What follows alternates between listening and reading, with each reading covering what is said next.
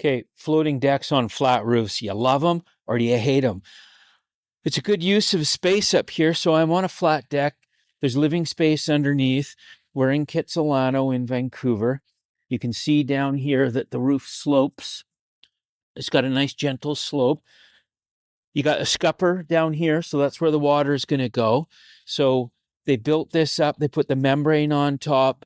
There's flashing on the edges. Here's the siding. The posts have been, so we've demolished all this. Everything is good and sound, the membrane. Here's one of the 4x4 posts that stayed.